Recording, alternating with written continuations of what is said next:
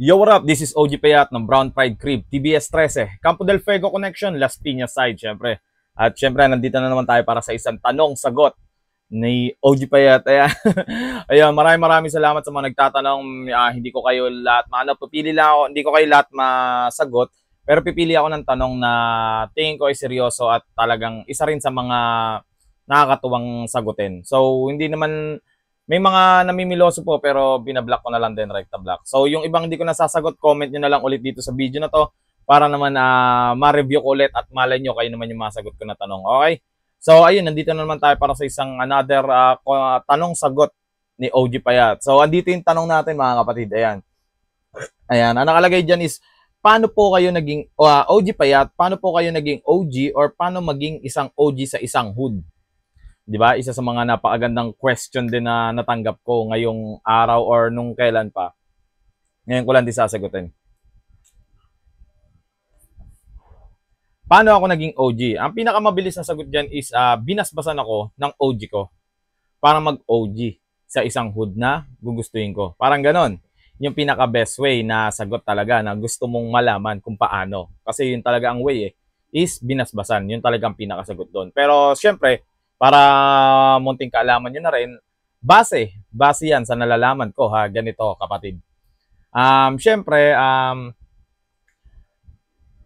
tawag dito, titignan ka ng OG mo or babasihan ng OG mo kung karapat dapat ka na bang maging isang OG or humawak ng isang hood na pamumunuan mo, na gaya ng pamumuno na ginagawa niya. So, may mga criteria siya na sa kanya mismo manggagaling or siya mismo ang pipili kung ano yung mga gusto niyang hanapin sa isang OG na babasbasan niya na pwedeng humawak na isang hood. Halimbawa, kung ako ang mamimili ng OG sa mga homeboy ko, ang isa sa mga criteria na gusto ko, kagaya ng unang-una, matagal na siya sa hood ko. Kumbaga, since day one nandyan siya. Kasi yung loyalty, yun yung pinaka number one na yung loyalty na mag-stay ka sa isang hood na gusto mo. Simulat sa pool na pinasukan mo tong hood na to is nandun ka na hanggang ngayon, hanggang lumipas sa mga taon.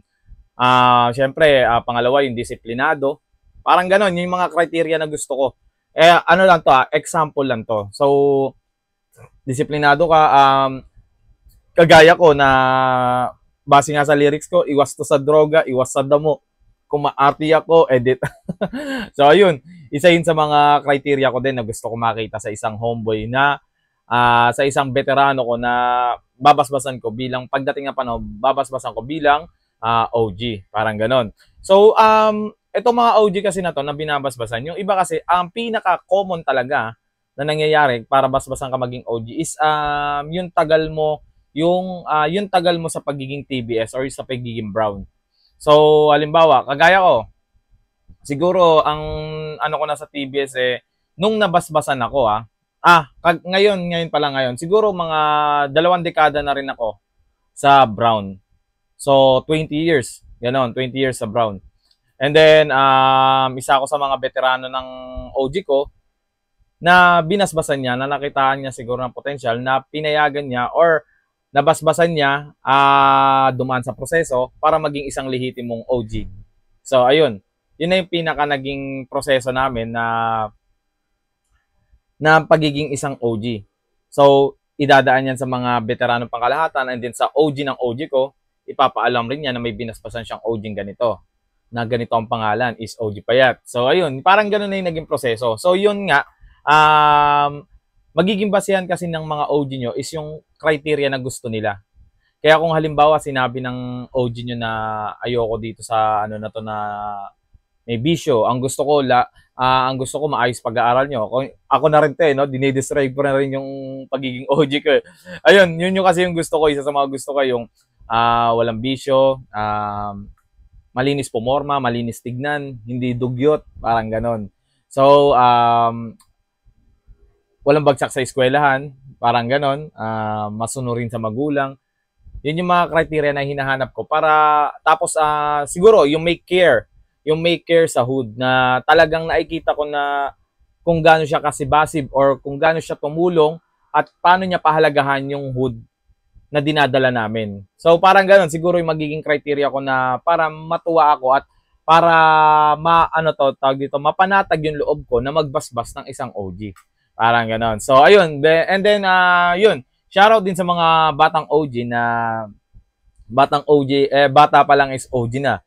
Ewan ko kung ano naging basehan ng mga OG nyo at binasbasan kayo. So depende na rin kasi yan talaga depende na rin kasi yan talaga sa hood.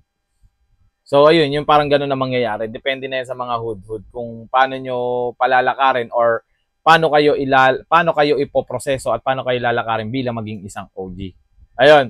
So sana naintindihan mo yung sagot ko at sana naipaliwanag ko kahit paano ng konti or naipaliwanag ko na maayos yung nalalaman ko, kapatid. Maraming salamat sa napakagandang katanong mo para sa katanungan na to. Ayun ang sagot ko.